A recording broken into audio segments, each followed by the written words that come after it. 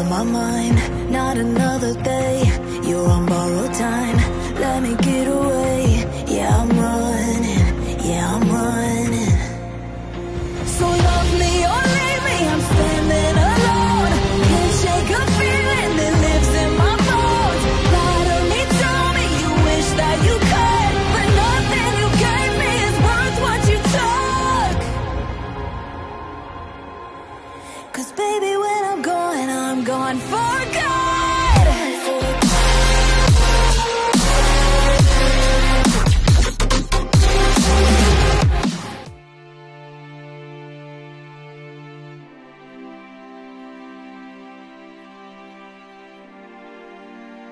Melanjutkan dari kisah sebelumnya.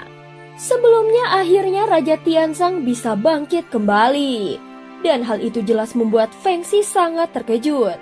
Kau begitu egois. Kau tidak pernah benar-benar sendirian. Raja Tianzang tertegun mendengar kata-kata itu lalu tersenyum pahit. Kau benar, tetapi dengan melindungiku, jiwamu terluka cukup parah. Kultivasimu pasti akan sangat terpengaruh. Raja Tianzang bergumam pelan, namun Xiaoyan menggelengkan kepalanya. Tidak perlu merasa bersalah. Jika bukan karena aku, jiwamu tidak akan terluka. Tubuh bisa pulih, tetapi bila jiwa rusak, maka penyembuhannya akan sangat sulit. Raja Tianzang menunduk, dia pernah kehilangan banyak hal dan kini kekuatannya menurun drastis. Xiaoyan segera melanjutkan dengan nada yang tenang. Dunia sensi membutuhkan orang kuat sepertimu.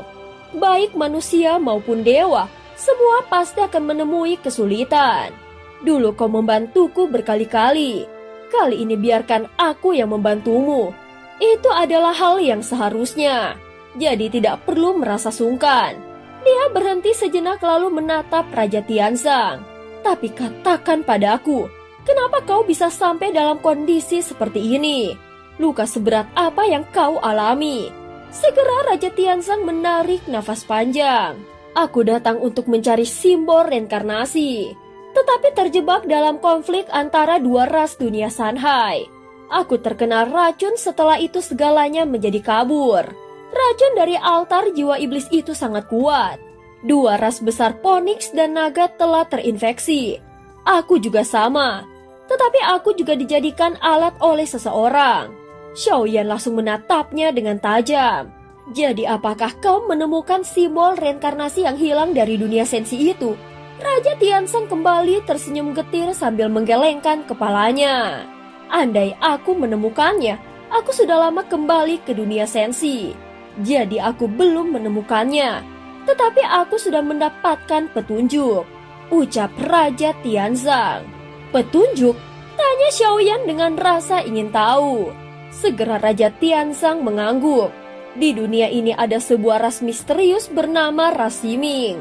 Namun yang ku tahu, simbol reinkarnasi itu kini berada di tangan mereka. Xiaoyan mendengarnya dengan penuh perhatian lalu mengerutkan keningnya. Jadi ras Siminglah yang mengambil barang milik dunia. Kalau begitu kita tidak punya pilihan selain menemukan mereka. Setelah beberapa saat Raja Tianzang melanjutkan. Aku pun baru tahu tentang ras itu setelah lama berada di dunia ini. Mereka sangat tertutup dan hampir tidak ada yang tahu di mana mereka tinggal. Tetapi jika simbol reinkarnasi ada di tangan mereka, maka bagaimanapun caranya kita harus menemukannya, ucap Raja Tianzang. Xiaoyan langsung mengangguk. Baik, sepertinya semua ini juga berhubungan dengan rahasia sang pemusnah. Jika ras Siming benar-benar menjadi kuncinya, mungkin kita bisa menemukan jalan untuk membongkar rahasia di balik topeng itu. Setelah berkata demikian, Xiaoyan membantu Raja Tianzang keluar dari kolam pemurnian dan kembali mendekati Xuan Huang dan Feng Xi. Terima kasih, ucap Xiaoyan sambil menangkupkan tangannya dengan hormat. Aku hanya melakukan apa yang perlu. Semua kerusuhan di dunia Sanhai ini tidak ada artinya dibandingkan nyawa para dewa. Feng Xi membalas dengan sikap hormat pula. Kini dia tampak jauh lebih tenang dan sopan. Jelas bahwa sebelumnya dia sempat dikendalikan oleh racun jiwa iblis. Kami dari ras Phoenix berhutang besar padamu, ucap Feng Xi dengan serius. ras naga juga berhutang padamu. Xiaoyan, kami berdua sangat berterima kasih. Xiaoyan segera menatap keduanya. Tidak perlu basa-basi, tetapi aku ingin tahu, apakah kalian pernah mendengar tentang ras Siming? Tanya Xiaoyan. Xuan Huang berpikir sejenak sebelum menjawab. Kami pernah mendengar nama itu, tetapi mereka sangat misterius. Menemukan mereka tidaklah mudah. Namun karena kau telah menolong kami, maka seluruh ras kami akan membantu sekuat tenaga. Dia segera menundukkan kepalanya dengan hormat. Ras Phoenix hitam telah terluka parah dan bila tidak ada halangan, aku akan menjadi penggantinya sebagai kaisar suci baru. Sejak hari itu ras Phoenix akan mendengarkan perintahku. Apapun yang kau butuhkan, kami tidak akan menolak. Xiaoyan segera mengangguk dengan tenang. Baik, sebarkan kabar ini. Suruh semua ras yang bersekutu dengan ras Phoenix dan ras naga mencari informasi tentang ras Siming. Keduanya langsung menjawab dengan tegas. Baik, Xiaoyan menatap jauh ke depan. Bahkan dua ras besar pun hanya tahu sedikit tentang mereka. Sepertinya menemukan ras Siming tidak akan mudah. Xuan Huang segera melangkah maju. Kalau begitu saudara Xiaoyan, ikutlah denganku ke wilayah ras naga dulu. Xuan Huang menatap Xiaoyan dengan penuh harap. Begitu ada kabar tentang ras Siming, kami akan segera mengirimkan pesan. Feng Xi berkata sambil tersenyum lalu mengeluarkan sebuah giok berbentuk gunting dan menyerahkannya pada Xiaoyan. Xiaoyan menerimanya dengan sedikit terkejut lalu tersenyum tipis. Sepertinya pandanganku tentang dunia kini telah berubah, ucap Xiaoyan dengan pelan. Kalian benar-benar berbeda dari manusia. Kalian hampir tidak memiliki tipu muslihat dan intrik yang sering kulihat di antara manusia. Justru kalian lebih jujur dan tulus. Dia menatap jauh seolah sedang berpikir. Mungkin karena itulah manusia di dunia ini begitu sulit bertahan hidup. Bahkan perlahan-lahan tergilas oleh kerasnya tempat ini. Xuan Huang dan Raja Tianzang sama-sama mengangguk pelan. Setelah itu mereka tidak banyak bicara lagi. Bersama Xuan Huang, Xiaoyan, Raja Tianzang, dan Long Yan pun bergerak meninggalkan wilayah ras Phoenix dan kembali menuju ras naga. Dalam perjalanan pulang, mereka melihat bahwa kekacauan di dunia itu sudah mulai mereda.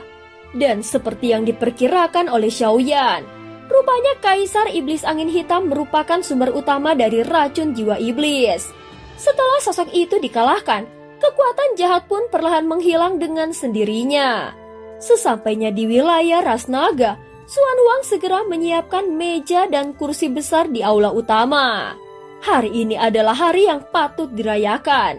Xiaoyan, saudara terbaikku, kau telah menolong dunia ini.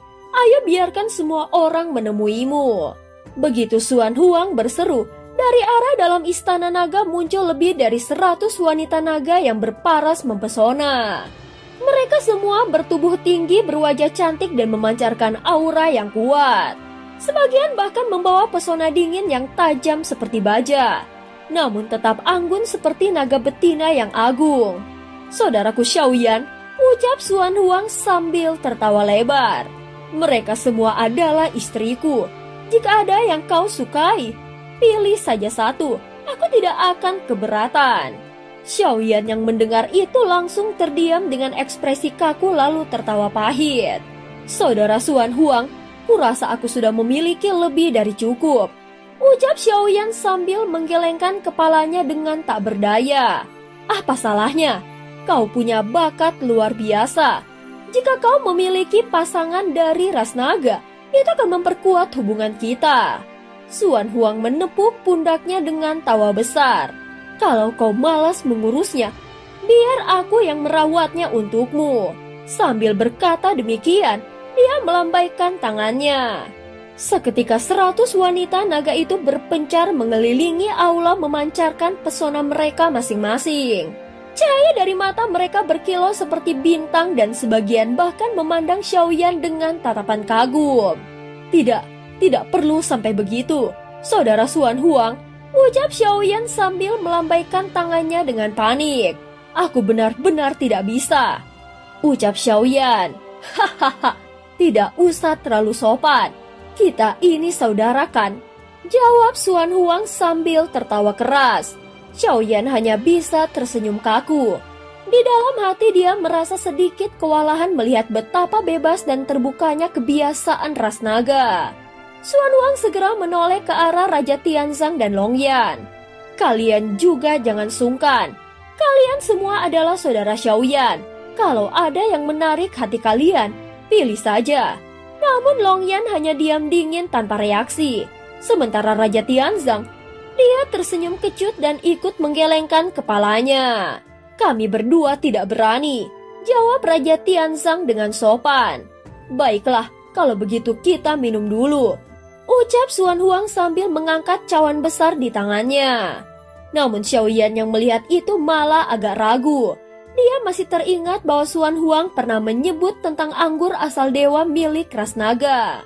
Minuman yang konon bisa mempengaruhi kesadaran seseorang bila diminum tanpa kesiapan mental. Xuan Huang segera tertawa pahit. Saudara Xiaoyan, jangan khawatir. Anggur ini bisa membuat jiwamu bersih dan segar. Minumlah duduk lalu kita bicara lagi. Xiaoyan menatap ke sekeliling dan puluhan wanita naga masih mengelilinginya dengan tatapan kagum. Dia segera menghela nafas panjang. Lebih baik suruh mereka mundur dulu.